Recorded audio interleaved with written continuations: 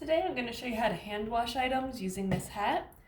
There's a lot of reasons to hand wash an item, one of them being that it's handmade or of a delicate fabric, and a lot of things that are dyed by hand should also be hand washed due to the bleeding risk.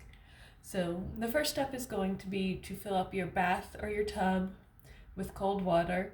I'm just doing a single hat so the sink works, but a sweater or a lot of items, your bathtub or a big bucket full of cold water will work as well.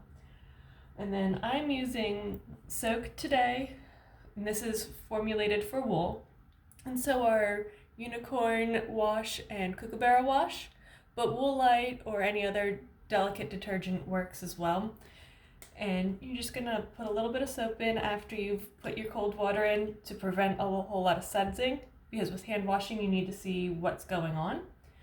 And you just want to make sure you push your item down to be able to get it wet thoroughly. And then we're just going to wait for 10 to 15 minutes and then come back, and if you have spots you can gently rub them, and I'll show you how to take care of that. Alright, it's been 10 minutes, and so I'm going to just gently take it out and squeeze excess water and drain my water. Now, if you have used a wool specific wash, you will not need to rinse your item. But if you use something like Wool Light or another mild detergent, you will need to empty your sink, fill it up with cold water again, and rinse it for about 10 to 15 minutes as well. If you have a stain on your garment or there's a spot that has not come clean after soaking, you can very lightly rub it.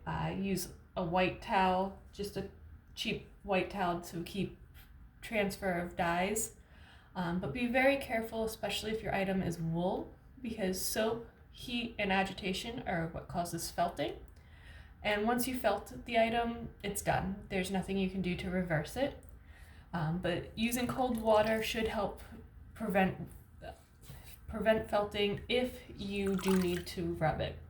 And then once you're done squeezing out the excess water, you take the towel and just roll your item. And I usually do this on the floor just to make life easy, to get the excess water out. And then find a place outside of sunlight to let it dry flat. Now I have just a drying rack that I have in my basement, the top of your washer and dryer, bathtub. All of those work really well. Just make sure to avoid direct sunlight because it does fade some dyes and damage some fibers.